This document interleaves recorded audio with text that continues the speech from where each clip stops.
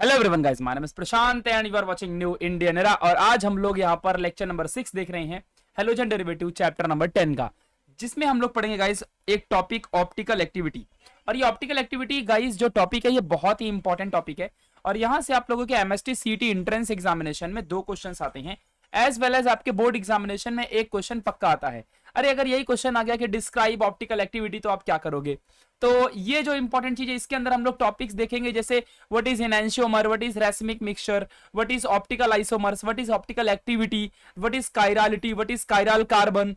तो ऐसी छोटी छोटी चीजें जो बड़े बड़े लेवल में आती हैं एग्जाम में, इन चीजों को हम लोग समझने वाले हैं। तो गाइस लगा लो बढ़िया हेडफोन, ईयरफोन, और नोट्स बनाने के लिए एक नोटबुक ले लो, रेड ब्लू ब्लैक पेन ले लो, एंड चलिए शुरुआत करते हैं। जो भी मैं सिखाऊंगा उसकी नोट्स आप लोगों को बनाते चलनी है। गाइस ये ऑप्टिकल एक्टिविटी बहुत ही कंफ्यूजिंग टॉपिक है। सबसे इंपॉर्टेंट तो इसमें प्लेन पोलराइज्ड लाइट ही नहीं समझता। कायरालिटी, कायरल कार्बन समझ जाएगा, आइसोमर्स समझ जाएगा, लेकिन प्लेन पोलराइज्ड लाइट ही नहीं समझता। और आज आपके प्रशांत भैया इस टॉपिक को एकदम चमका देंगे। समझ रहे हो? लाइट एकदम ऐसी चीज होती है जो दुनिया को चमका देती है। आप लोग खुद ही देखो, एकदम मैं कैसे एकदम मस्त फ्रेश चमक रहा हूं। ठीक है, तो ये सारी चीजें हैं। सो मैं देखो मस्त एकदम ग्लोइंग कर रहा हूँ ना, दिस इज लाइट का कमाल है ना। वैसे असली में तुम्हारे प्रशांत भैया ग्लोइंग है, बट ऑब्वियस ही बात है, थोड़ा सा और बढ़िया एकदम मस्त ऐसे देख रहे हो, तो एकदम बढ़िया सा ग्लोइंग वाला फेस आ रहा है। सो यस, इसके लिए तो लाइक कर दो यार, अपने प्रशांत भैया के लिए तो एकदम लाइक कर ही दो। ठीक है, सो फिर चलिए शुरुआत करते हैं आज के इस प्यारे से वीडियो को। केमिस्ट्री क्लास 12 हैलोजन डेरिवेटिव की चलो शुरुआत करते हैं। अब मुझे ही मत देखते रहना, पढ़ाई में भी ध्यान देना। चलो ठीक है। सो अब गाइस पहले मैं ले लेता हूँ बढ़िया एक अपनी अच्छी सी रुमाल, जिसमें मैं पेन लगाता हूँ ऐसे, एंड देन मैं लिखना शुरू करूंगा। तो चलो गाइस आज हम लोग यहाँ पर पढ़ेंगे ऑप्टिकल आइसोमर्स के पहले बेसिक से शुरुआत करेंगे। What is the meaning of stereo isomerism? What is the meaning of exactly stereo isomerism? What is the meaning? ठीक है, देखो बच्चों, तो क्लास 11th के अंदर आपने इसके बारे में पढ़ा था। वैसे भी ये थियोरेटिकल टॉपिक है, तो आप लोग को थोड़ा सा स्ट्रांग रहना पड़ेगा। ठीक है, सो स्टीरियो आइसोमेरिज्म होता क्या है? So any molecule with the same molecular formula that vary only in the structural arrangement is called as isomers. अब जैसे कि फॉर एग्जांपल बच्चों में अगर आपको बताऊं, तो जैसे 4 कार्बन के 2 स्ट्रक्चर बन सकते हैं, एक ये और एक ये। समझ रहे हो मैं क्या कह रहा हूं? ये 2 स्ट्रक्चर्स हैं, 4 कार्बन वाले 2 स्ट्रक्चर्स हैं तो 4 ही कार्बन, लेकिन स्ट्रक्चर अलग अलग है। अब अगर आप लोग इसमें हाइड्रोजन भर दो, तो 3 3 6 3 9 और एक 10, तो इसका स्ट्रक्चर बनेगा C2H10। और इसमें क्या बनेगा? 3 2 5 2 7 और 2 3 10। तो यहां पर भी C2H10 बनेगा। तो इसका भी केमिकल फॉर्मूला और इसका भी मॉलिक्यूलर फॉर्मूला या केमिकल फॉर्मूला C4H10 ही बनेगा। इसका भी C4H10, इसका भी C4H10। तो दोनों स्ट्रक्चर का फॉर्मूला C4H10 ही है मॉलिक्यूलर फॉर्मूला, लेकिन जो स्ट्रक्चरल फॉर्मूला वो डिफरेंट है।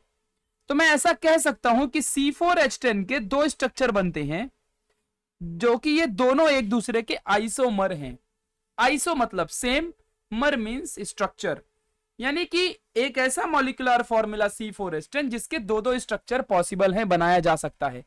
तो हम इन दोनों स्ट्रक्चरों को एक दूसरे का आइसोमर कहेंगे। तो any molecule with the same molecular formula and that very in the structural arrangement और structural formula is called as isomer. याद रहेगा आप लोगों को बच्चों? क्लियर है? हम लोग ने क्लास 11th में पढ़ा था कि आइसोमर 2 तरह का होता है। एक ज्योमेट्रिकल आइसोमर, जो हमने क्लास 11th में ही पढ़ के खत्म कर दिया था, और एक है हमारा ऑप्टिकल आइसोमर, जिसे अभी हम लोग इस सिलेबस में पढ़ेंगे। तो हमारा टॉपिक है ऑप्टिकल आइसोमर का। तो ये बात आप जरूर ध्यान देना कि स्टीरियो आइसोमेरिज्म 2 तरह की होती है, एक ज्योमेट्रिकल और एक optical isomers. Geometrical isomers class 11th में पढ़ के खत्म किया, उसको रिवाइज करने की जरूरत भी नहीं है। ऑप्टिकल आइसोमर्स अभी हम लोग इसी चैप्टर में सीखने जा रहे हैं। तो चलिए फिर शुरुआत करते हैं।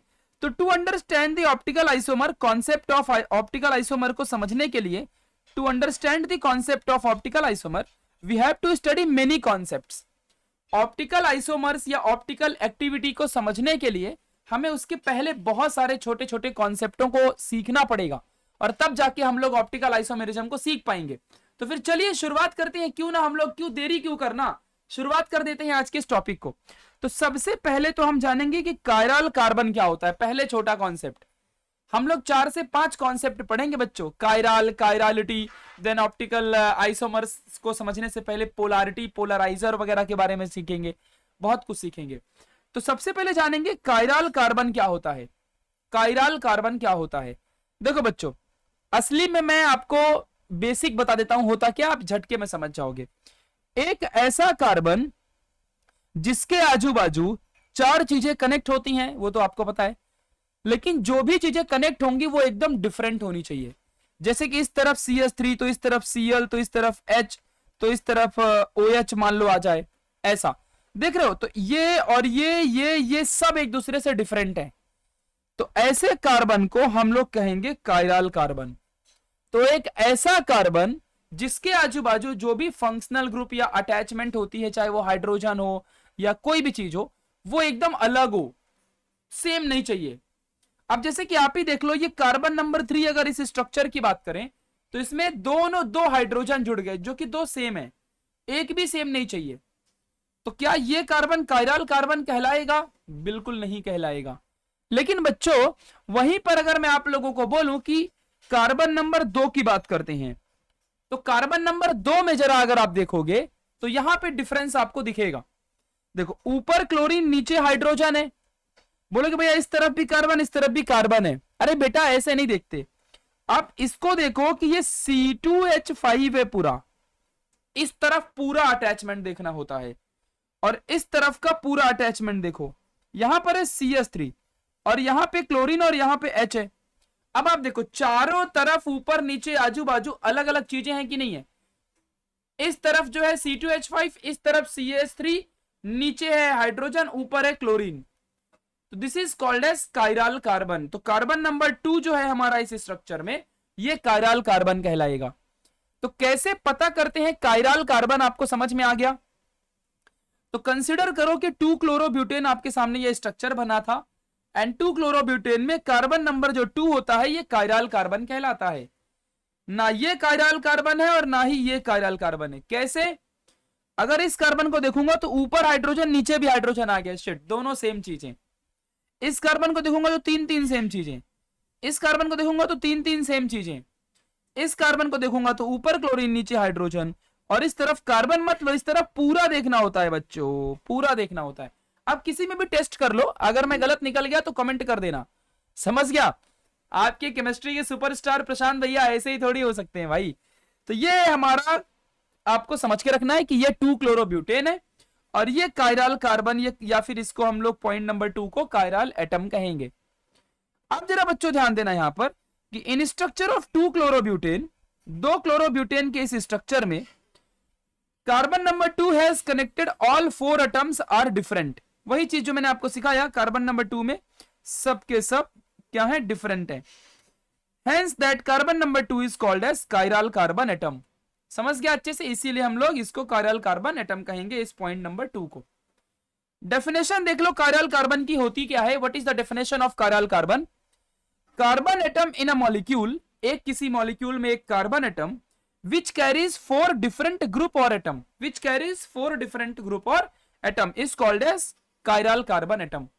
बताओ बच्चों एकदम आसान है कि नहीं? चिंदी है कि नहीं? चिंदी बना डाला, कॉन्सेप्ट को चिंदी बना डाला, NI लगा डाला तो कॉन्सेप्ट को चिंदी बना डाला। तो कार्बन एटम जो है, ऐसा कार्बन एटम जो कि कायरल होगा, जिसके आजू बाजू चारों जो बॉन्ड होते हैं, कार्बन के 4 बॉन्ड होते हैं ना, तो 4 बॉन्ड में डिफरेंट चीजें एडेड रहे, तो वो कायरल कार्बन है। बच्चों कैसे रिप्रेजेंट करेंगे कायरल कार्बन को? तो कायरल कार्बन एटम जो होता है is represented by this sign, और इस साइन को बोलते हैं एस्टेरिस्क। लिख लो, इसको मैंने यहां पे लिखा नहीं है। इस सिंबल को बच्चों कहते हैं एस्टेरिस्क। एस्टेरिस्क, एस्टेरिस्क, समझ गया? लिख भी दिया, चलो। तो इसको एस्टेरिस्क कहते हैं, ये बात जरूर आप ध्यान देना। तो देखो, अगर मान लो मुझे पता चला कि इस स्ट्रक्चर में, इस मॉलिक्यूल में ये कार्बन के आजू बाजू सारी चीजें अलग अलग अटैच हैं, ऊपर नीचे आजू बाजू, समझ रहे हो? जैसे कि इधर इधर इधर, तो ये कार्बन मेरा कायरल कार्बन कहलाएगा। तो देखो इसके आजू बाजू मैंने एस्टेरिस्क लगा दिया है, एस्टेरिस्क लगा दिया इसके आजू बाजू। समझ गया ना अच्छे से? इसके आजू मैंने क्या लगा दिया, एस्टेरिस्क लगा दिया। क्लियर है कि नहीं क्लियर है? तो ये कार्बन दिखा रहा है कि भाई ये कायरल कार्बन है, ऐसा आप भी हमेशा कर सकते हो। चलो अब देखते हैं कायरल कार्बन एटम तो समझ गया आपको, अब देखते हैं कायरल मॉलिक्यूल क्या होता है। बहुत आसान कॉन्सेप्ट है गाइस, एकदम चिंदी बना दूंगा हर एक टॉपिक को। कायरल मॉलिक्यूल क्या कहलाता है, चलो ये देखते हैं। तो दुनिया का कोई भी मॉलिक्यूल बच्चों जो कंटेन करता है chiral carbon atom is called as chiral molecule. समझ गया अच्छे से क्या कह रहा हूं? यानी कि दुनिया का कोई भी ऐसा मॉलिक्यूल जो कंटेन करे chiral carbon atom is called as chiral molecule. ये बात आप अपने लाइफ में याद कर लो।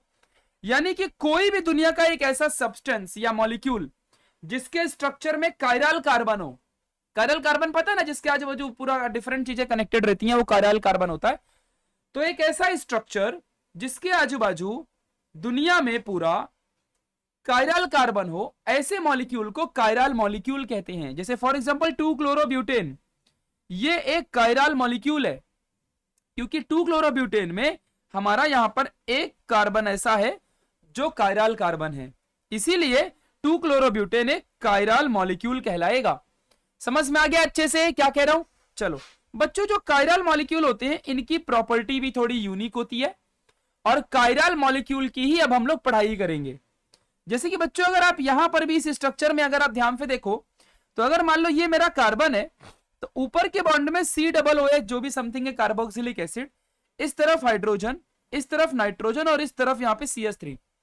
तो बताओ क्या ये कार्बन मेरा, क्या ये कार्बन मेरा, क्या ये कार्बन मेरा कायरल कार्बन नहीं है कि नहीं कायरल कार्बन? तो बस यही चीज आप समझ के रखना। और ये पूरा मॉलिक्यूल कायरल मॉलिक्यूल। तो इनके पास कुछ अलग प्रॉपर्टी होती है कायरल मॉलिक्यूलों में, जिनके पास कायरल एटम होता है। तो molecule can not superimpose perfectly on its mirror image. Super impose नहीं करेगा ये, पहला प्रॉपर्टी इसका यही होगा। पहली प्रॉपर्टी क्या होगी कि ये सुपर इंपोज नहीं करेगा।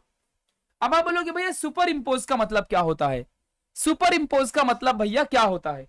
तो बच्चों अगर मान लो मेरे सामने ये ग्लास है, ये ग्लास है मेरे सामने, ठीक है, सुपर इंपोज का मतलब यही सीख लो जिससे कि बाद में आप लोगों को कोई चिंता ना रहे।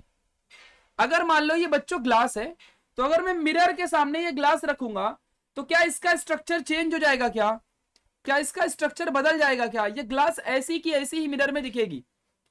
इसका मतलब ये सुपर इंपोज हो रही है।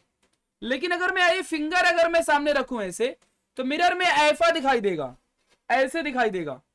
मतलब नहीं समझ रहा, मेरा ये अंगूठा इस तरफ दिखाई देगा, आप चाहो तो देख लो जा करके। अगर आप ऐसे रखते हो तो ये ऐसा दिखाई देगा मिरर के अंदर। मैं आ जाओ आपको दिखा भी देता हूं कि कैसा दिखता है ये चीजें सब। अब यहां देखो, अगर आप मिरर में अपने हैंड को देखोगे तो मिरर के अंदर वो ऐसा दिखाई देगा, यानी कि ये हमारा सुपर इंपोज नहीं हो रहा। सुपर इंपोज मतलब सीधा सीधा दिखना चाहिए। और ये देखो अगर मैं इसको रखूं तो ये डायरेक्टली सुपर इंपोज होता है। तो बच्चों दुनिया में कुछ ऐसे सब्सटेंसेस होते हैं, कुछ ऐसे मॉलिक्यूल कंपाउंड्स होते हैं जो सुपर इंपोज होते हैं। सुपर इंपोज का होना समझा कि नहीं समझा? ध्यान देना। तो देखो, तो ये मेरा सुपर इंपोज हो रहा है, कितना प्यारा मॉलिक्यूल है, जैसे क्या तैसा सुपर इंपोज हो रहा है। लेकिन ये जो मॉलिक्यूल है, ये हाथ जो है मेरा, ये सुपर इंपोज नहीं होता। ये अगर ऐसे रखूंगा तो ये फिंगर मेरा इधर, मतलब जानते हो ये ऐसे दिखाई देगा, ये मिरर में ऐसा दिखाई देगा। अगर मैं ऐसे रखूंगा तो ऐसा दिखाई देगा, ध्यान रखना, आप खुद देख लो, ऐसा दिखाई देगा आपको। अगर आप ऐसा दिखाओगे ना तो आपको हाथ वहां पे ऐसा दिखेगा मिरर में, मिरर में ऐसा ही बनेगा, चाहे तो देख लो जाके करके। समझ गया अच्छे से? तो ये चीजें आपको ध्यान देनी है। तो व्हाट इज सुपर इंपोज? जो डायरेक्ट मिरर में दिखे, बिना चेंज हुए, बिना उसका डायरेक्शन चेंज हुए डायरेक्ट दिखाई दे, उसे कहते हैं सुपर इंपोज का होना। और जो डायरेक्ट ना दिखाई दे उसे कहेंगे सुपर इंपोज का ना होना, यानी नॉन सुपर इंपोज। समझ गया इतना? तो ये छोटा सा कॉन्सेप्ट याद रखो। तो हम अच्छा कौन है? सुपर इंपोज होना। सुपर इंपोज देखो ये सुपर इंपोज हो गया। और सुपर इंपोज का ना होना मतलब ये देखो उल्टा आ जाना, उल्टा मिरर में उल्टा इमेज दिखना। जैसे कि अरे आप लोग एम्बुलेंस लिखा रहता है ना, एम्बुलेंस, जैसे कि मान लो अगर आपका एफ लिखा है तो ये एफ ऐसा दिखाई देगा मिरर के अंदर। समझ गया अच्छे से? तो this is also a non super impose, super impose. वहीं अगर आप ए बनाओ तो ए का ए जैसा ही दिखता है, समझ में आया कि नहीं समझ में आया? तो ये ध्यान देना अच्छे से। तो थोड़ी चीजें जो होती है ये कुछ कुछ आपको याद रखना है। जैसे कि x बनाओ, x, तो x जो होगा वो हमारा सुपर इंपोज होगा, लेकिन वहीं पर b बनाओ तो ये नॉन सुपर इंपोज है, वो सॉरी ऐसा दिखाई देगा। समझ में आया कि नहीं समझ में आया? तो ये नॉन सुपर इंपोज है और x मेरा सुपर इंपोज है। अब तो समझ ही गया रहेगा यार, इतना क्या है, इतना आपका दिमाग फिर कमजोर है। अगर आपको अभी भी नहीं समझा तो मतलब आपका दिमाग ही कमजोर है। तो कायरल कार्बन का सबसे पहला प्रॉपर्टी ये होता है कि ये कभी सुपर इंपोज नहीं होता, यानी कि डायरेक्ट दिखता नहीं है, कुछ उल्टा दिखेगा मिरर में, यानी can not superimpose perfectly on its mirror. Its mirror image are not identical, identical मतलब सेम, तो कभी भी इनकी मिरर इमेज सेम नहीं हो सकती। जैसे कि मान लो मैंने एक स्ट्रक्चर लिया जिसमें से कार्बन, एक कायरल कार्बन है, ये ऑब्वियस सी बात है, एक कायरल मॉलिक्यूल है पूरा, और इसमें ये कायरल कार्बन है, क्योंकि ऊपर इधर इधर इधर चारों चीजें अलग अलग हैं। तो अगर मैं इस स्ट्रक्चर को मिरर के सामने रखूं तो मुझे मिरर में ऐसी इमेज बनेगी, यानी कि पहले यहां पर हाइड्रोजन था, अब ये क्लोरीन यहां पे पहले दिखाई देगा। देखो मॉलिक्यूल में कुछ चेंज हुआ क्या, बस पोजीशन अलग दिख रहा है। यानी कि अगर ऐसा हो कि किसी भी मॉलिक्यूल को आप लोग मिरर में रखो और उसकी पोजीशन बदल जाए तो समझ जाना कि वो नॉन सुपर इंपोज हो रहा है, नॉन सुपर इंपोजेबल है, नॉन सुपर इंपोजेबल है या नॉन सुपर इंपोज बन रहा है मिरर में इमेज। समझ गया? तो ऐसे मॉलिक्यूल ही हमारे कायरल मॉलिक्यूल कहलाते हैं। समझ गया अच्छे से मैं क्या कह रहा हूं? ऐसे मॉलिक्यूल ही हमारे कायरल मॉलिक्यूल कहलाते हैं। क्लियर है ना बच्चों? पक्का? कोई डाउट है? देखो यहां पे अब बस इतना ही, आपको कुछ याद ही नहीं करना है, बस आपको समझना है कि जिसमें स्ट्रक्चर बदल जाए। देखो पोजीशन चेंज हो गया, यहां हाइड्रोजन था, यहां क्लोरीन आ गया, और क्लोरीन की जगह में यहां पे हाइड्रोजन आ गया। समझ रहे हो? इस तरीके से मिरर इमेज बदल जाती है। Mirror image is not identical as this. समझ गया? सो ध्यान देना, इसे कहते हैं non superimposable, non superimposable. तो यहां पे एक मैंने आपके सामने रियल इमेज लाई है कि मान लो आपके सामने एक एलेनिन नाम का कोई तो सब्सटेंस है, भूल जाओ क्या है वो, बस आपको मेन चीज समझनी है। तो अगर इसको मैंने मिरर के सामने रखा तो आप खुद देख सकते हो कि पहले अमाइन यहां पर था, जो कि अब अमाइन हाइड्रोजन की प्लेस में दिख रहा है, सिर्फ दिखने के लिए तो है, और क्या ही चेंज हुआ है। यहां पे आ गया CH3, मतलब इधर का पूरा सिस्टम इधर आ गया और इधर का पूरा सिस्टम इधर चला गया। आप खुद देख सकते हो, ऊपर वाला तो वैसे ही रहेगा। समझ में आया कि नहीं समझ में आया? अगर मैं एक सिंगल से फिंगर को सिर्फ मिरर में रखूं तो ये वैसे की वैसे ही आएगी, लेकिन अगर मैं पूरे को रख दूं तो फिर ये बदल जाएगा। समझ रहे? डायरेक्शंस बदलते हैं कभी भी, तो इधर वाली चीजें इधर आएंगी और इधर वाली चीजें इधर चली जाएंगी। तो ये नॉन सुपर इंपोजेबल है, इंपोज नहीं हो रही, प्रॉपर इमेज इंपोज नहीं हो रही है मिरर में, तो ये नॉन सुपर इंपोजेबल मिरर है। समझ गया अच्छे से? और इमेज है ये, समझ गया? तो कायरल, जो जितने भी दुनिया के कायरल मॉलिक्यूल होते हैं जिनके पास कायरल कार्बन होता है, वो कायरल मॉलिक्यूल है। इनकी एक और प्रॉपर्टी है कि ये नॉन सुपर इंपोजेबल भी होते हैं। तो एमसीक्यू में याद रखना, ठीक है? ये नॉन सुपर इंपोजेबल होते हैं। कैसे होते हैं ये नॉन सुपर इंपोजेबल? कभी भी कायरल मॉलिक्यूल इंपोज नहीं होगा मिरर में, हमेशा नॉन इंपोज होगा। कुछ इंपॉर्टेंट पॉइंट याद कर लो बच्चा पार्टी। चलो अब आगे बढ़ते हैं। इतना समझ गया? समझ गया तो वीडियो को लाइक करो, तुरंत लाइक करो अभी के अभी। अंडी मंडी संडी, जिसने लाइक नहीं किया वो घमंडी। जल्दी लाइक करो, ठीक है? एंड कमेंट भी करो कि कैसा लगा, कायरल कार्बन समझा कि नहीं समझा, कायरल मॉलिक्यूल समझा, इंपोज और नॉन सुपर इंपोज समझ गया कि नहीं समझ गया। तो अब समझते हैं इंपॉर्टेंट पॉइंट। तो chiral molecule and its mirror image has its same structural formula and same molecular formula. अब देखो बच्चों, जो भी कायरल मॉलिक्यूल होते हैं इनका एक और इंपॉर्टेंट पॉइंट आप सीख लो।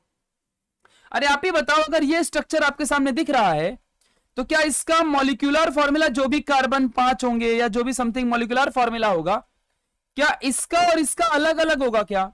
आप खुद बताओ। जितने आप यहां खुद देख लो, इसी में देख लो, 1 2 3 कार्बन है, तो 3 कार्बन यहां भी और 3 कार्बन यहां भी है। समझा कि नहीं समझा? तो क्या इसका मॉलिक्यूलर फॉर्मूला बदला क्या? नहीं। क्या इसका स्ट्रक्चर बदला क्या?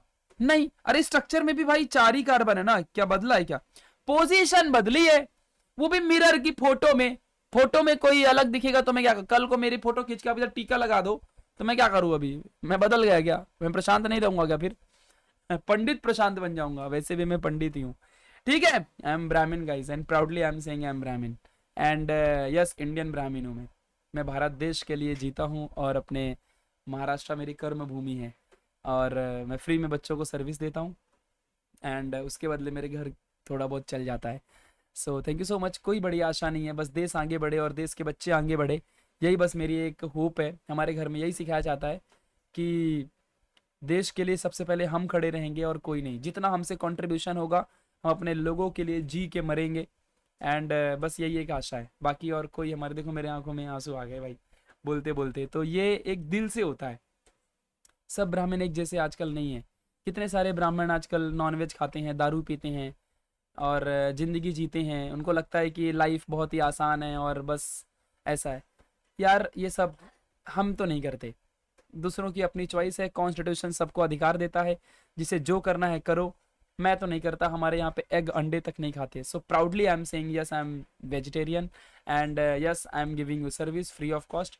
मैं एक पुण्य का काम कर रहा हूँ और मुझे इस चीज़ पे गर्व है और भगवान बस देख रहे हैं और आप सब पढ़ो आगे लाइफ में, बहुत आगे जाओ।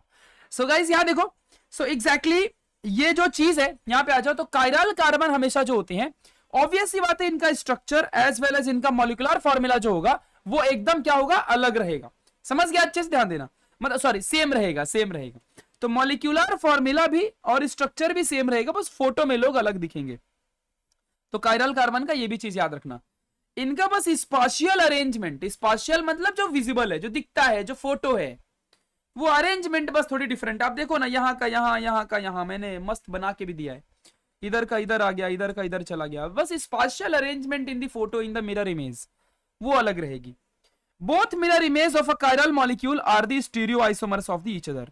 तो ये एक दूसरे को स्टीरियो आइसोमेरिज्म है, एक दूसरे के स्टीरियो आइसोमर्स हैं। समझ गया what is the stereo isomers? Stereo isomers भी समझ गया। जो यहाँ पे टॉपिक था, आपको शायद डाउट आ रहा होगा भैया आखिर ये स्टीरियो आइसोमर क्या है, आपने आइसोमर बता दिया था।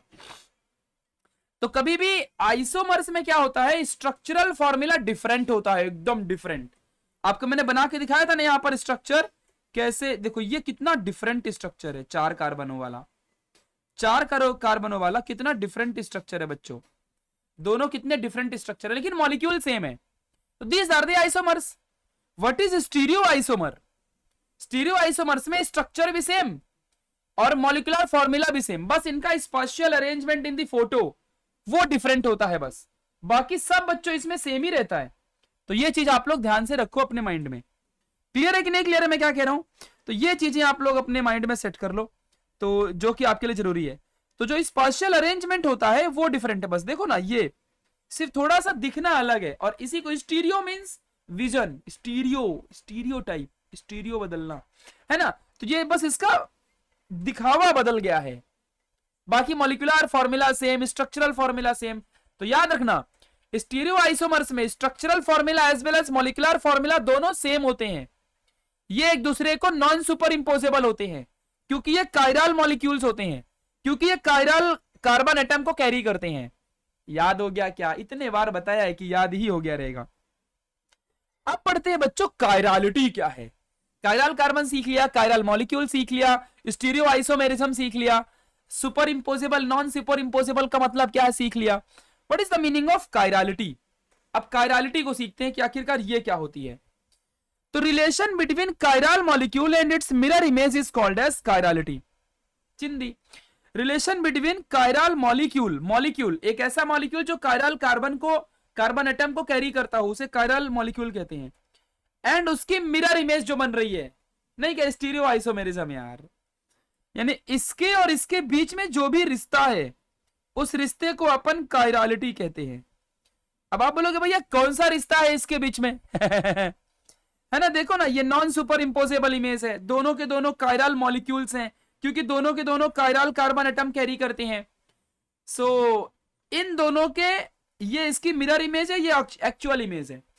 तो दोनों के बीच में, यानी एक ऐसा कायरल मॉलिक्यूल जिसके बीच में और उसके मिरर इमेज के बीच में क्या रिलेशन है, वही हमारी क्या कहलाती है, कायरालिटी कहलाती है। कितना चिंदी कॉन्सेप्ट है, लिख लोगे ना एग्जाम में।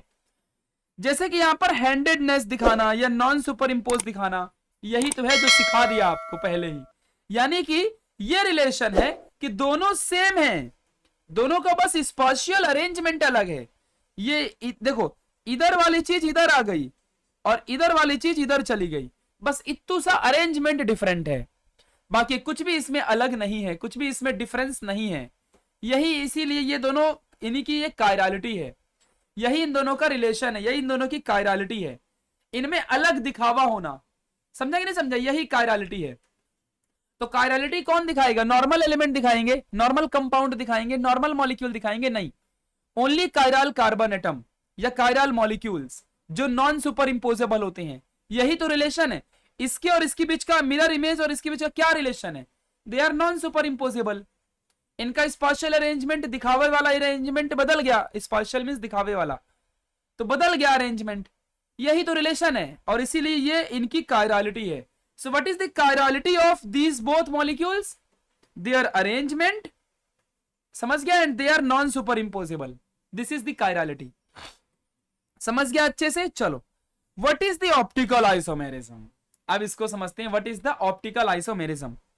तो आ जाओ अब इस टॉपिक को क्लियर करते हैं, ऑप्टिकल आइसोमेरिज्म। अब ये क्या चीज होती है बच्चों? चलो समझेंगे इसको। What is the meaning of optical isomerism? तो समझना, what is stereoisomerism? Tell me in the comment box, what is the stereoisomerism guys?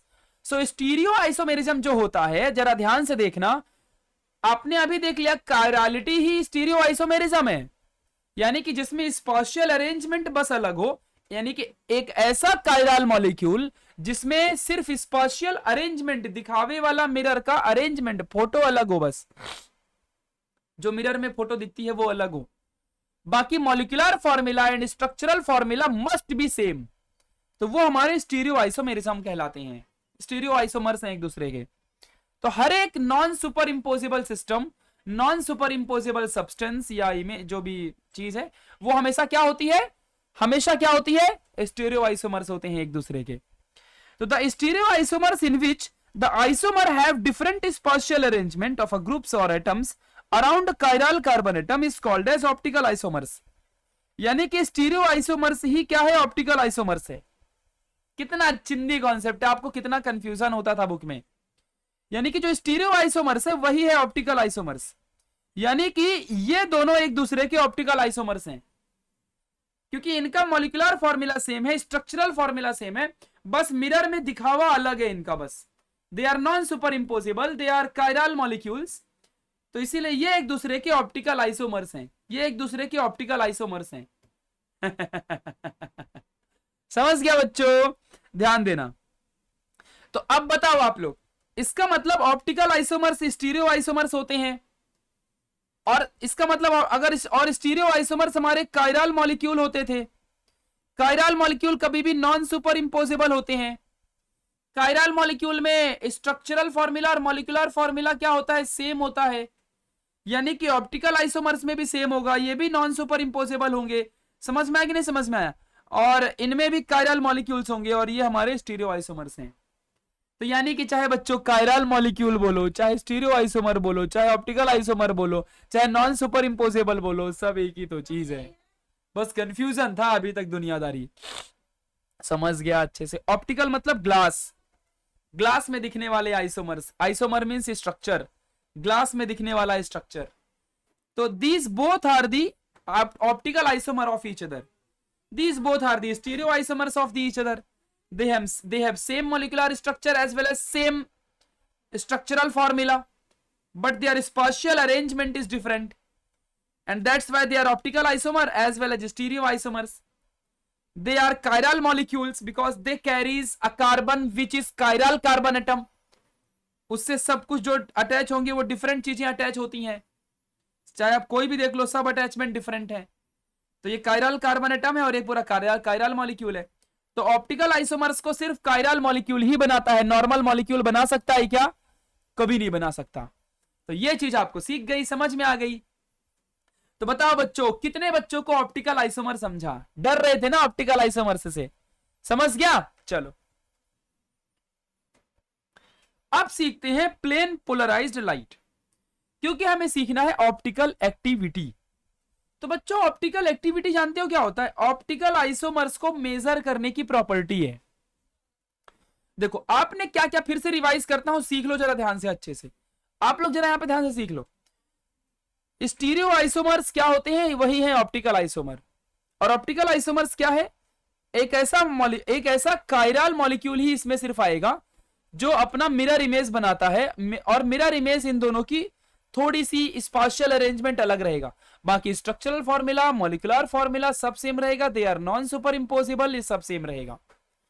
तो स्टीरियो आइसोमर्स ही ऑप्टिकल आइसोमर्स है। ऑप्टिकल आइसोमर्स नॉन सुपर इंपोजेबल होते हैं, लिख लो ना कहीं भी, नॉन सुपर इंपोजेबल, ऐसे एरो बना बना के पूरा लिख डालो, नॉन सुपर इंपोजेबल होते हैं।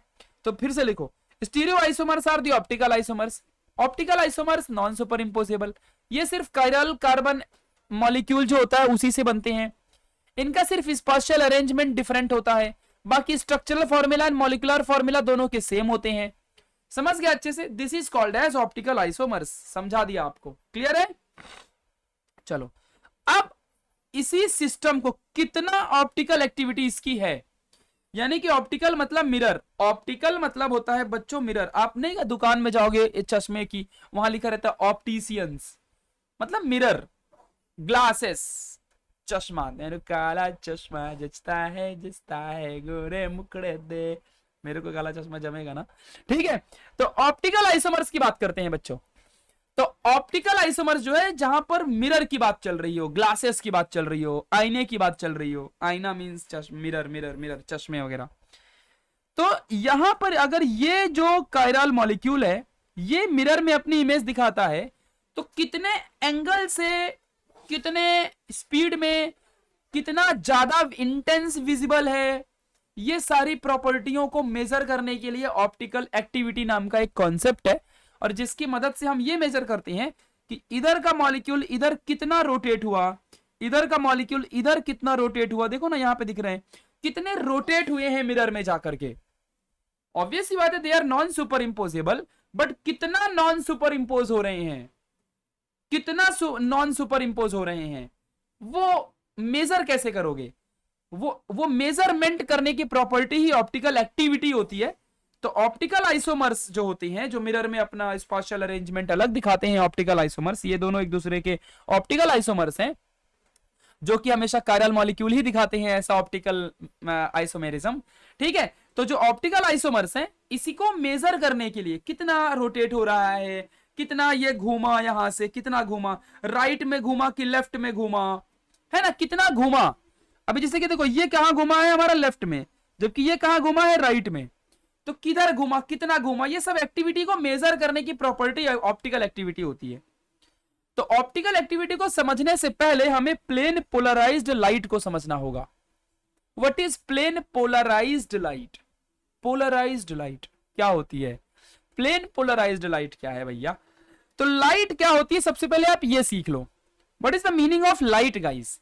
लाइट होती है एक ऐसी चीज, जरा ध्यान से समझना, what is the meaning of light. एक इलेक्ट्रोमैग्नेटिक वेव होती है, क्लास 11 12th में आपने पढ़ा होगा, दिस इज इलेक्ट्रोमैग्नेटिक वेव।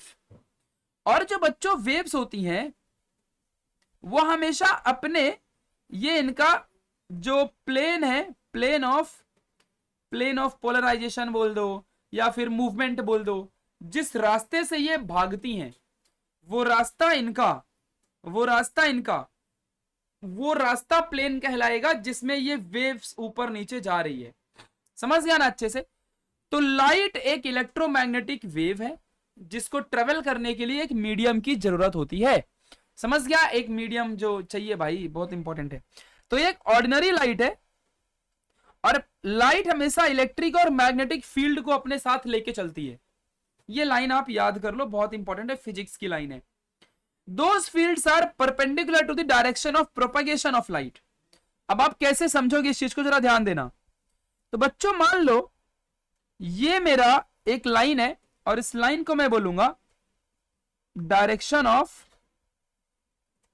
लिख लो कहीं भी, बार बार ही मिट जाएगा नहीं तो, डायरेक्शन ऑफ प्रोपगेशन, ठीक है, मतलब जिस रास्ते से मेरी वेव ट्रेवल करेगी।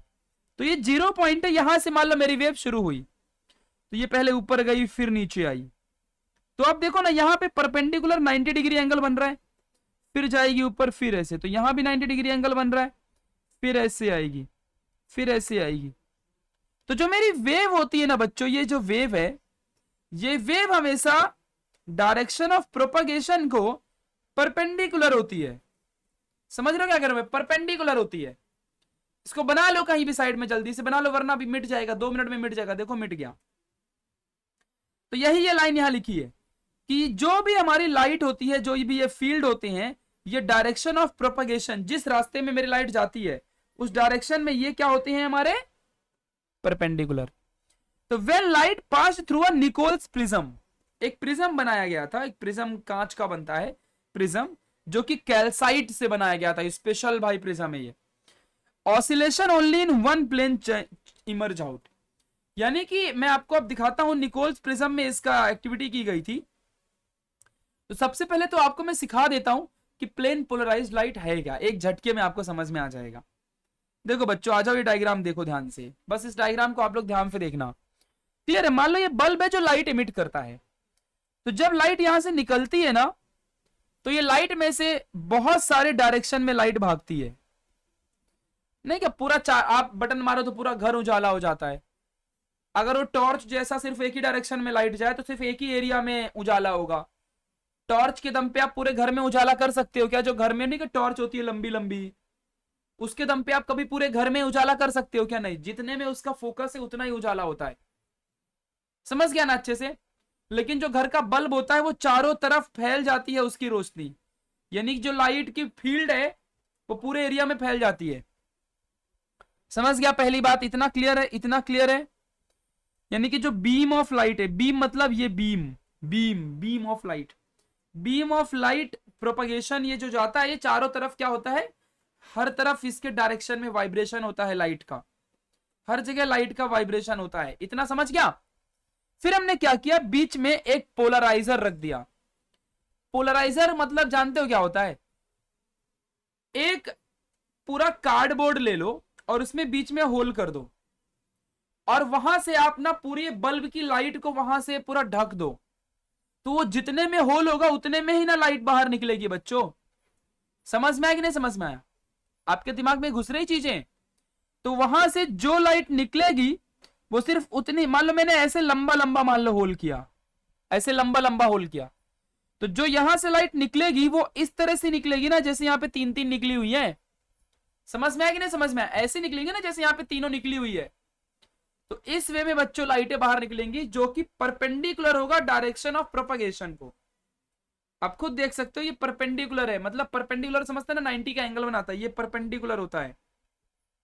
तो ये देखो उससे परपेंडिकुलर रहेंगी ये हमारी सारी लाइटें प्लेन ऑफ प्रोपगेशन को, जिस रास्ते में बीम जा रही है उस रास्ते को ये क्या रहेंगी? परपेंडिकुलर।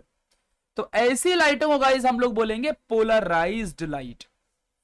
हमने एक पोल में लाइट को डायरेक्शन दे दिया, पहले लाइटें किधर भी भाग रही थी, हमने ऐसा पोलराइजर यूज किया कि यहां से निकलने वाली सारी लाइटें डायरेक्शन ऑफ प्रोपगेशन को, प्रोपगेशन यानी प्रोपगेट मतलब आगे जाना, तो डायरेक्शन ऑफ प्रोपगेशन में जो भी ये लाइटें हैं ये परपेंडिकुलर होंगी।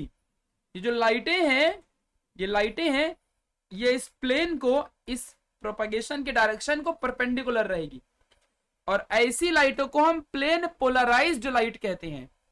यानी कि इस बहुत सारे फील्ड में से लाइट निकल के पोलराइज हो जाती है। पोलराइज मतलब पहले किधर भी फील्ड में जा रही थी अब सिर्फ एक ही फील्ड में जाएगी, तो ऐसी लाइटों को हम पोलराइज्ड लाइट कहते हैं।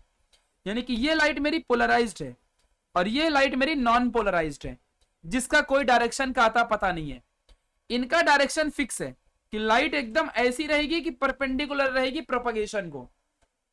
तो these light are plane polarised light. तो बच्चों आप इस डायग्राम को देख के बताओ कि प्लेन पोलराइज्ड लाइट हमेशा 90 का एंगल बनाती है with the direction of propagation. बना रही कि नहीं बना रही है? Means plane polarised lights are perpendicular to the direction of propagation, and before polarisation lights किसी भी डायरेक्शन में अपने फील्ड को एमिट करता है विदाउट डायरेक्शन। तो जो बीम ऑफ लाइटें होती हैं वो किसी भी डायरेक्शन में मूव करती हैं। फिर हम यहाँ पे पोलराइजर लगाते हैं। पोलराइजर मतलब कुछ नहीं होता गाइस, बस एक कार्डबोर्ड होता है और उसमें होल रहता है, जैसा आपको लाइट बाहर निकलवानी है। तो लाइट वो परपेंडिकुलर रहेगी। तो अब आप ही मुझे बताओ, अगर मैं यहां से, जैसे कि मेरी टॉर्च है, मान लो टॉर्च, तो टॉर्च के अंदर भी तो बल्ब रहता है, तो बल्ब अगर टॉर्च का वो लेंस निकाल दो तो बल्ब चारों तरफ प्रकाश देगा, लेकिन जैसे ही लेंस लगा दिया तो लाइट सिर्फ सामने जाती है। तो क्या वहां से लाइट नहीं निकल रही है? ऐसे ऐसे पूरी लाइटें नहीं निकल रही हैं, निकल रही हैं, लेकिन वो जो डायरेक्शन ऑफ प्रोपगेशन है उनका, उस डायरेक्शन ऑफ प्रोपगेशन में वो लाइटें एकदम सीधी परपेंडिकुलर निकल रही, सीधा ओनली, ना इधर ना इधर, किधर नहीं जाएंगी, ओनली स्ट्रेट। तो टॉर्च एक बेस्ट एग्जांपल है प्लेन पोलराइज्ड लाइट का, है ना। पोलराइज्ड लाइट का लेंस, हमारा जो लेंस होता है, जो हमारा टॉर्च होती है, वो प्लेन पोलराइज्ड लाइट का बेस्ट एग्जांपल। एक और डायग्राम के थ्रू समझ लो। देखो ये बीम ऑफ लाइट कितना चारों तरफ फैली हुई है, इसकी लाइटें इधर भी जा रही है, ऊपर भी जा रही है, इधर भी जा रही है, हर एक डायरेक्शन में। ये इधर भी वेव है मेरी लाइट की, इधर भी वेव है, ये वेव है, वेव के फॉर्म में दिखाया है। मतलब एक वेव ऐसी ऐसी है और एक वेव ऐसी ऐसी है, देख रहे हो, ऐसी ऐसी वेव है। तो एक वेव ऐसी ऐसी है और एक वेव ऐसी ऐसी है। होप सो आपको समझ गया होगा। तो किसी भी डायरेक्शन में वेव जा रही हैं, तो मैंने क्या किया, देखो यहां पर कैसा मैंने देखो यूज किया है भाई, मैंने ऐसा खड़ा खड़ा वाला, देख रहे हो, ऐसे वाला पोलराइजर यूज किया है। तो जितनी लाइटें ऐसी खड़ी वाली होंगी, ये सारी खड़ी वाली लाइटें इससे बाहर निकल के देखो आ गई, और जितनी भी लाइटें ये ऐसी वाली थी, तो मैंने ऐसा तो पोलराइजर यूज ही नहीं किया, तो मेरे पास ये लाइटें बाहर आएंगी क्या? नहीं। तो जो मेरी ये लाइट है वो मेरे हिसाब से पोलराइज्ड लाइट है, जो मुझे चाहिए थी, मान लो जो भी यूज के लिए मुझे चाहिए रहेगी, और बाकी सारी डिस्ट्रैक्टेड लाइटों को हमने किनारे कर दिया जो हमें नहीं चाहिए। तो ऐसा पोलराइजर हमने यहां पे यूज किया है जिससे सिर्फ हमारी लाइट पोलराइज हो गई। मतलब पोलराइज लाइट वो लाइट होती है जो लाइट हमें चाहिए भाई, हम ऐसा पोलराइजर डालेंगे कि हमें वही लाइट मिलेगी। अभी मैं बल्ब के सामने स्टार शेप में कुछ लगा दूंगा तो सामने स्टार शेप में बीम निकलेगी, और क्या, तो वो स्टार शेप में पोलराइज्ड लाइट होगी। कितना चिंदी कॉन्सेप्ट है यार, समझ गया अच्छे से। सो पोलराइजर एक ऐसी चीज है जिसमें से जो बीम ऑफ लाइट जब जाती है तो हमारी डिजायर्ड लाइट निकलती है। बस इतना ध्यान देना कि वो डिजायर्ड लाइट हमेशा डायरेक्शन ऑफ प्रोपगेशन को परपेंडिकुलर रहेगा, ये बात जरूर ध्यान देना। तो प्लेन पोलराइज्ड लाइट, जो ये प्लेन पोलराइज्ड लाइट हो गई। अब तो प्लेन पोलराइज्ड लाइट हमेशा परपेंडिकुलर होती है to the direction of propagation, perpendicular है to the direction of propagation. समझ गया अच्छे से, ध्यान देना। तो अब आ जाओ यहां पे रीड करो कि when light pass through the Nicol's prism, यानी कि वो पोलराइजर है यहां पर, oscillation only in one plane is emerge out. पहले देखो इस प्लेन में भी ऑसिलेशन था, अब सिर्फ एक ही प्लेन में ऑसिलेशन है, ऊपर नीचे ओनली। तो लाइट हैविंग ऑसिलेशन, अब लाइट वेव होती है और वेव ऑसिलेट होती है ऐसे ऐसे ऐसे ऐसे। तो light having oscillation only in one plane perpendicular to the direction of propagation of light is known as plane polarised light. याद रहेगी डेफिनेशन आपको, हमेशा के लिए डेफिनेशंस आपको याद रहेगी। तो light having oscillation only in one plane perpendicular to the direction of propagation of light is known as plane polarised light. तो बच्चों प्लेन पोलराइज्ड लाइट का कॉन्सेप्ट आपको समझ गया अच्छे से। किसी भी बच्चे को कोई भी डाउट है यहां तक, मैंने दो इमेजेस के थ्रू आपको समझाने की पूरी कोशिश की। अभी भी अगर आपको ना समझा तो हो सकता है कि आप गधे हो। ठीक है, तो कमेंट में लिख दो कि मैं गधा हूं कि नहीं। आप ऑप्टिकल एक्टिविटी की बात करते हैं, मजाक कर रहा था। चलो ऑप्टिकल एक्टिविटी की बात करते हैं, शुरू करें। तो गाइस क्या है, ये एक मेजरमेंट है, ऑप्टिकल आइसोमर्स को मेजर करने की प्रॉपर्टी है। ये कितना रोटेट हुआ था वो हमारा, है ना, वो कितना रोटेट हुआ, और लाइट के दम पे ही तो होता है सब कुछ। तो भाई ये जो चीज है ना, अब ये हमें काम आएगी इस चीज में, पोलराइज्ड लाइट। अब जरा सोचो अगर मेरी पोलराइज्ड लाइट अगर यहां पे रहती तो ये जो थे वो सीधा सीधा दिखते, यानी कि वो सुपर इंपोज होते, बट नहीं है, तो ये देखो सुपर इंपोज नहीं हुआ है। यही चीज है, अब आगे सीखते हैं। तो ऑप्टिकल एक्टिविटी की बात करते हैं। तो measurable property for optical isomers are called as optical activity. पहली लाइन याद रखना, ऑप्टिकल एक्टिविटी। कोई पूछ लिया व्हाट इज ऑप्टिकल एक्टिविटी, चल बता, तो क्या बताओगे? ऑप्टिकल एक्टिविटी एक ऐसी मेजरेबल प्रॉपर्टी है सर जो ऑप्टिकल आइसोमर्स को मेजर करने में हेल्प करती है। What is optical isomers? Optical isomers is only shown by chiral molecules. They are non-superimposable. They have different spatial arrangement in the mirror image and actual image. They are stereoisomers. कितना आसान है optical isomers को बताना, समझ गया? चलो now when an aqueous solution of a certain organic compound like sugar or a lactic acid is placed in plain polarized light. अगर आप एक प्लेन पोलराइज्ड लाइट में नहीं कहते, देखो पहले लाइट आ रही है, फिर आप पोलराइजर लगाओ, फिर वहां से प्लेन पोलराइज्ड लाइट निकलेगी, फिर आप यहां पे क्या करो, शुगर या लैक्टिक एसिड रख दो. प्रैक्टिकल इमेजिन हुआ, फिर से वीडियो देख लो पीछे से. तो एक लाइट यहां से है, फिर निकल रही है लाइट, और बीच में कौन है, पोलराइजर है, और वहां से हमारी लाइट प्लेन पोलराइज्ड होकर बाहर निकल रही है. फिर उस लाइट के सामने हमने या तो शुगर रख दिया या तो लैक्टिक एसिड रख दिया, तो क्या होता है, तो the transmitted light has oscillation in different plane than the original.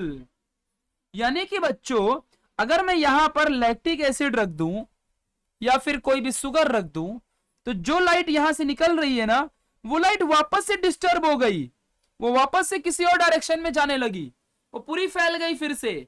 समझ में आया कि नहीं समझ में आया? यानी कि the transmitted light has oscillation in the different plane than the original. तो plane polarised light one direction में आ रही थी, परपेंडिकुलर टू द क्या नाम था उसका, डायरेक्शन ऑफ प्रोपगेशन, बट यहां पर क्या हो गया, फिर से वो डिफरेंट प्लेन में चली गई. समझ गया अच्छे से? तो बच्चों किस किस प्लेन में रोटेट हुई, वो किधर किधर रोटेट हुई. अब जैसे कि मान लो यहां से प्लेन पोलराइज्ड लाइट आई थी, सिर्फ यहां पे मैंने कुछ रख दिया, तो यहां से निकल के लाइट पूरी डिस्टर्ब हो गई, डिस्टर्ब हो गई. समझ में आया कि नहीं समझ में आया? अगर मैंने यहां पे कोई भी ऑर्गेनिक मॉलिक्यूल या सब्सटेंस रख दिया, तो ये हमने प्रैक्टिकल किया, तो अब वो राइट में डिस्टर्ब हुई कि लेफ्ट में डिस्टर्ब हुई, यानी किधर मेरी लाइट रोटेट हुई, किधर रोटेट हुई, किधर रोटेट हुई, वो इधर या इधर, इधर या इधर, किधर, लेफ्ट राइट में किधर रोटेट हुई. तो light gets rotated from its plane polarisation. तो जो लाइट है वो इधर या इधर किधर तो रोटेट हो जाएगी. तो ये रोटेशन या तो राइट होगा क्लॉकवाइज या तो एंटी क्लॉकवाइज, है ना, क्लॉक में 1 2 3 4 ऐसे, या तो 11 10 9 ऐसा. तो एंटी क्लॉकवाइज या फिर क्लॉकवाइज रोटेशन होगा. कितना डेंजर चीज है, देखो कितना आसान कॉन्सेप्ट है यार. आगे बढ़ो. The property of a substance by which rotates plane of polarisation of incident plane polarised light is known as optical activity. तो उस सब्सटेंस जो वो लैक्टिक एसिड शुगर हमने जो यूज किया ना बीच में, जिसमें हमने प्लेन पोलराइज्ड लाइट डाली थी, तो वो सब्सटेंस की प्रॉपर्टी, ऐसी कौन सी उसकी प्रॉपर्टी थी उस सब्सटेंस की, कि जिसने लाइट को, प्लेन पोलराइज्ड लाइट को घुमा दिया, रोटेट कर दिया, that property is called as optical activity. चुम्मेश्वरी कॉन्सेप्ट समझ में आया कि नहीं समझ में आया? वो जो औकात है उस सब्सटेंस की, जिसने पूरी प्लेन पोलराइज्ड लाइट को घुमा दिया. समझा कि नहीं समझा? लेफ्ट में या राइट में, दैट औकात, that property is called as optical activity. समझ गया अच्छे से क्या कह रहा हूं मैं? क्लियर है ना? चलो. तो द मॉलिक्यूल और a compound which rotate the plane of plane polarised light is called as optical active compound. अब जैसे कि यहां पर लैक्टिक एसिड एग्जांपल दे देना एग्जाम में, लैक्टिक एसिड या कोई भी शुगर, ये ऑप्टिकल एक्टिव कंपाउंड है जो प्लेन पोलराइज्ड लाइट को रोटेट कर देते हो. सोचो. अच्छा, ऑप्टिकल एक्टिविटी 2 टर्म्स में एक्सप्रेस की जाती है. ऑप्टिकल एक्टिविटी मींस रोटेशन ना, किधर रोटेट किया वही तो एक्टिविटी है. समझाया था ना आपको? चलो. तो अब ये रोटेशन जो हुआ है वो राइट में हुआ है कि लेफ्ट में हुआ है? अगर राइट में हुआ है तो उसे डेक्स्ट्रो रोटेटरी कहते हैं. नाम थोड़ा हार्ड है, कॉन्सेप्ट चिंदी है. अगर वो लाइट राइट में रोटेट हुई, उस लैक्टिक एसिड से प्लेन पोलराइज निकलने के बाद अगर लाइट राइट में रोटेट हुई तो डेक्स्ट्रो रोटेटरी. अगर लेफ्ट में रोटेट हुई तो लेवियो रोटेटरी. लेवियो लेवियो लेवियो रोटेटरी. तो रोटेशन अगर लेफ्ट में हुआ तो लेवियो रोटेटरी, रोटेशन अगर राइट में हुआ तो डेक्स्ट्रो रोटेटरी. डेक्स्ट्रो को D माइनस से दिखाते हैं और लेवियो को L माइनस से दिखाते हैं. हम लोग इसे सिंबल के फॉर्म में भी दिखा सकते हैं, लाइक प्लस और माइनस के फॉर्म में भी. अगर किसी भी सब्सटेंस, जैसे कि मैंने मान लो लिखा 2 क्लोरोब्यूटेन और अगर इसके आगे लिख दिया प्लस, तो समझ जाने का कि वो रोटेटेड है. ये एक ऑप्टिकल आइसोमर है पहली बात तो, क्योंकि भाई रोटेट वही होते हैं ना जो ऑप्टिकल आइसोमर्स होते हैं, क्योंकि ऑप्टिकल एक्टिविटी सिर्फ ऑप्टिकल आइसोमर्स की होती है. तो एक और कॉन्सेप्ट सीटी के लिए याद रखना कि जिसमें डी और एल दिख जाए, समझ जाना वो ऑप्टिकल आइसोमर्स हैं एक दूसरे के, वो स्टीरियो आइसोमर्स हैं. इनमें पक्का कायरल कार्बन होगा, इनमें पक्का कायरालिटी होगी, यानी कि ये नॉन सुपर इंपोजेबल होंगे. समझ गया? अच्छे से ध्यान देना, याद रहेगा कि नहीं रहेगा? समझा? इनका स्ट्रक्चरल और मॉलिक्यूलर फॉर्मूला सेम होगा, बस स्पाशियल अरेंजमेंट अलग अलग रहेगा, ये समझ जाना। तो चाहे एल और डी दिखे, चाहे प्लस माइनस भी दिखे, तो भी समझ जाने का। बस इतना याद रखना कि अगर प्लस और डी दिखे तो वो डेक्स्ट्रो रोटेटरी है, वो राइट में रोटेट हुआ है। प्लेन पोलराइज्ड लाइट को राइट में रोटेट कर दिया, उस सब्सटेंस ने प्लेन पोलराइज्ड लाइट को राइट में रोटेट कर दिया। और अगर एल लिखा है तो उस सब्सटेंस ने, जिस सब्सटेंस के सामने एल और माइनस लिखा होगा, उस सब्सटेंस ने प्लेन पोलराइज्ड लाइट को, इस लाइट को ये प्लेन पोलराइज्ड लाइट को, देख रहे हो, ये प्लेन पोलराइज्ड लाइट को लेफ्ट में रोटेट कर दिया, लेवियो। और डेक्स्ट्रो मींस राइट में रोटेट कर दिया। यहां पे अगर कोई सब्सटेंस रख दो आप तो इसको राइट में रोटेट कर दिया अगर कोई, तो डेक्स्ट्रो, अगर राइट लेफ्ट में रोटेट कर दे तो लेवियो। याद रहेगा, ध्यान रखना। चलो, तो ऑप्टिकल आइसोमर्स हम बता चुका हूं, ऑप्टिकल एक्टिव कंपाउंड ही जो होते हैं वही ऑप्टिकल आइसोमर्स होते हैं। Only two molecules which are isomers but having different optical activity is called as optical isomerisms. अब बच्चों पढ़ते हैं व्हाट इज इनैंशियोमर। ये एक छोटा सा कॉन्सेप्ट है जो कि आपके ऑप्टिकल एक्टिविटी में ही दिया हुआ है। पेज नंबर आज दिखा देता हूं मैं, कहां पर मिलेगा आपको। ये पेज नंबर आपको मिलेगा, पेज नंबर 217। ऑप्टिकल एक्टिविटी खत्म हो गई। ये देखो यहां पर आपको इनैंशियोमर दिखेगा, दिख रहा है इनैंशियोमर, ये इनैंशियोमर दिखेगा, पेज नंबर 217। तो यही चीज मैं अब आपको सिखाने जा रहा हूं, जो कि, लेकिन मैंने बच्चों ना क्या किया, मैंने पूरी बुक को पढ़ के और अपने हिसाब से आगे पीछे करके कॉन्सेप्ट्स को सिखाया है। जैसे कि मान लो अगर मैं ये पहले ही आपको दिखा दिया, ये नहीं दिखाता तो आपको शुरू में सुपर इंपोजेबल नॉन सुपर इंपोजेबल समझता ही नहीं। तो यही है कि भाई मैं पूरा लॉजिक से समझाता हूं जिससे कि आपको क्लियर हो जाए। अब आपको समझाने नहीं पड़ेगा सब दोबारा, आपको आता है। तो इनैंशियोमर क्या है? तो these are the optical isomers, obvious सी बात है, having equal and opposite optical rotation, that is mirror image and non superimposable image. यानी कि यार ये भी वही चीज है। तो इनैंशियोमर भी क्या है? एक ऐसा ऑप्टिकल आइसोमर्स ही है जिसको इक्वल और अपोजिट ऑप्टिकल रोटेशन होता है। यानी कि कहने का मतलब यह हुआ कि अगर मान लो कोई ए नाम का, यहां पर ऐसे नहीं, बी कोई अक्षर है, उसको मिरर में रख दो तो वो कुछ ऐसे बन जाएगा। समझ में आया? तो देखो ना, ये इक्वल एंड अपोजिट रोटेशन हुआ है। पहले ऐसा था, अब ऐसा हो गया, वही चीज है ना, इक्वल एंड, हाँ, लेकिन ऐसा नहीं कि थोड़ा सा शिफ्ट टिल्ट हो, पूरा इक्वल एंड अपोजिट रोटेशन। तो ऐसे दोनों सब्सटेंसों को हम इनैंशियोमर कहेंगे। और जो रोटेशन दिखाता है वो पक्का ऑप्टिकल आइसोमर ही होता है। इसीलिए all the enantiomers are the optical isomers. But दुनिया के जो सब रोटेशन दिखाते हैं, क्या वो सारे के सारे इक्वल अपोजिट रोटेशन करते होंगे क्या? नहीं। तो दुनिया के सारे ऑप्टिकल आइसोमर्स इनैंशियोमर नहीं हो सकते, लेकिन दुनिया के सारे इनैंशियोमर ऑप्टिकल आइसोमर्स हो सकते हैं। समझ गया? अच्छे से ध्यान रखना। तो इनैंशियोमर्स आर दी ऑप्टिकल आइसोमर्स जो कि equal and opposite optical rotation दिखाते हैं। लेकिन क्या दुनिया के सारे ऑप्टिकल आइसोमर्स जो रोटेशन दिखाते हैं, डेक्स्ट्रो और लेवियो, क्या ये प्लेन पोलराइज्ड आने को जो रोटेट कर देते हैं, क्या ये पूरा रिपोर्ट रोटेट करते होंगे? थोड़ा भी कोई रोटेट करता होगा, थोड़ा सा राइट में, थोड़ा सा लेफ्ट में। लेकिन इनैंशियोमर वो है जो इक्वल एंड अपोजिट पूरा रोटेशन कर दे, यानी कि मिरर इमेज या नॉन सुपर इंपोजेबल इमेज बना दे। ऑप्टिकल आइसोमर्स क्या है? यही चीज जो मैंने यहां पे लिखी है। एग्जांपल 2-क्लोरोब्यूटेन हमेशा याद रखना। तो 2-क्लोरोब्यूटेन एक जिंदगी भर याद रखो, एक ऐसा ऑप्टिकल आइसोमर है ये जो नॉन सुपर इंपोजेबल है, जो कायरल कार्बन दिखाता है, जो कायरलिटी दिखाता है, नॉन सुपर इंपोजेबल दिखाता है। ये इनैंशियोमर है, पूरा 100% रोटेशन है इसका, इक्वल अपोजिट। ये इनैंशियोमर है, ये ऑप्टिकल आइसोमर है, ये स्टीरियो आइसोमर है, ये सब है, लिख लो। ये कायरल मॉलिक्यूल है। एग्जाम में याद रखने का भाई, ये कायरल कार्बन अपने पास रखता है, कायरल मॉलिक्यूल है, ऑप्टिकल आइसोमर है, रोटेशन दिखाता है लेवियो डेक्स्ट्रो का। समझ में आया? ऑप्टिकल आइसोमर है, इनैंशियोमर है, सब है ये। तो यहां पे सीख लो बच्चों, ऑप्टिकल आइसोमर्स में नॉन सुपर इंपोजेबल इमेज के बारे में सीख लो। तो जरा ध्यान देना अच्छे से, दुनिया के सारे कायरल मॉलिक्यूल और इनैंशियोमर नॉन सुपर इंपोजेबल ही होती हैं, जो कि ऑप्टिकल आइसोमर्स ही हैं। आप खुद देख लो, ये देखो पूरा का पूरा रोटेशन हुआ है कि नहीं हुआ, इक्वल अपोजिट। इसको देख लो आप लोग, पूरा का पूरा रोटेशन हुआ है कि नहीं, इक्वल एंड अपोजिट। तो ये पूरा नॉन सुपर इंपोजेबल इमेज होती हैं।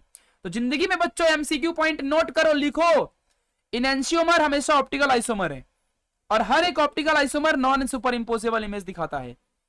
और नॉन सुपर इंपोजेबल इमेज वही दिखाएगा जो कायरल मॉलिक्यूल है। तो यानी कि कायरल मॉलिक्यूल भी सुपर इंपोजेबल नहीं दिखाएगा, नॉन सुपर इंपोजेबल का मतलब तो है ही कि नहीं दिखाएगा, ऑप्टिकल आइसोमर्स नहीं दिखाएगा, एनांशियोमर नहीं दिखाएंगे। तो बच्चे कौन, सुपर इंपोजेबल वाले ग्लास वगैरह का एक एग्जांपल ले लो, आपके सामने ये एक एग्जांपल दिया हुआ, इसी को याद रखना। देखो ना, ये बी आर है बच्चों, बी आर है, तो देखो ये जो बी आर है वो पूरा का पूरा बी आर इधर दिख रहा है, ये एच इधर दिख रहा है और क्लोरीन इधर दिख रहा है।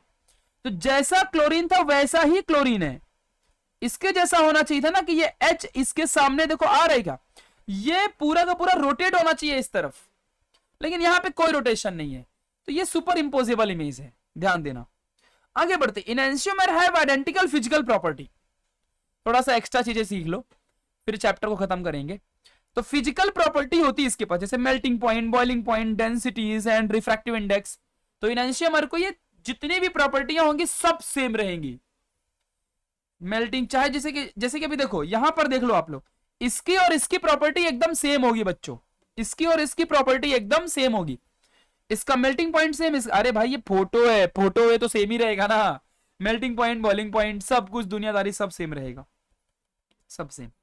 Sign of the optical rotation will opposite but magnitude will be same.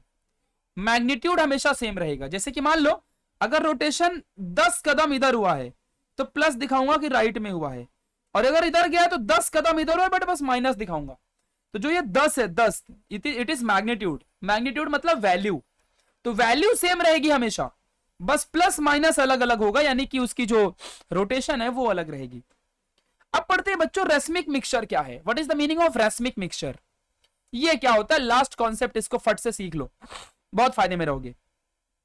तो रेसमिक मिक्सचर क्या होता है, एन इक्विमोलार मिक्सचर, बच्चों ध्यान देना अच्छे से, एक ऐसा equimolar mixture of an enantiomer is called as racemic mixture. यानी कि डेक्स्ट्रो राइट और लेवियो लेफ्ट, ऐसे दोनों रोटेट होने वाले दोनों मॉलिक्यूलों को पकड़ो और मिक्स कर दो, तो जो भी इससे मिक्सचर बनेगा उसे रेसमिक मिक्सचर कहते हैं। समझ गया अच्छे से, रेसमिक मिक्सचर, रेसेमिक मिक्सचर। तो डेक्स्ट्रो और लेवो रोटेटरी एंड डेक्स्ट्रो रोटेटरी, जो ये दो आपके सामने मॉलिक्यूल होंगे, एक ऐसा मॉलिक्यूल जो प्लेन पोलराइज्ड लाइट को राइट में रोटेट करता हो, एक ऐसा मॉलिक्यूल जो प्लेन पोलराइज्ड लाइट को लेफ्ट में रोटेट करता हो, ऐसे दो मॉलिक्यूल को मिला दो, मिक्स कर दो। तो मिक्स करने से जो भी मिक्सचर बनेगा वो रेसमिक मिक्सचर होगा। है ना आसान कॉन्सेप्ट, 42 मार्क्स एग्जाम में आता है। तो बच्चों अगर डेक्स्ट्रो को डी से दिखाते हैं अपन और लेवियो को एल से दिखाते हैं, तो जब इन दोनों का मिक्सचर बनेगा तो किससे दिखाएंगे, डीएल से, या तो प्लस माइनस दोनों लगाएंगे, है ना, DL for plus and L for minus, L for minus DL for plus. समझ गया। तो प्लस माइनस साइन मतलब समझ जाना ये रेसमिक मिक्सचर है, या डीएल दिख गया तो समझ जाना वो रेसमिक मिक्सचर है, याद रहेगा हमेशा, ध्यान रखना। तो लास्ट कॉन्सेप्ट बच्चों आज के इस वीडियो को पढ़ते हैं, थोड़ा फटाफट यार जल्दी से इसको खत्म करो। Representation of configuration of molecules, class 11th में ऑलरेडी पढ़ा है। पहला है फिशर प्रोजेक्शन और दूसरा है वेज फॉर्मूला। वेजिटेरियन है ये ऐसा नहीं, अलग है।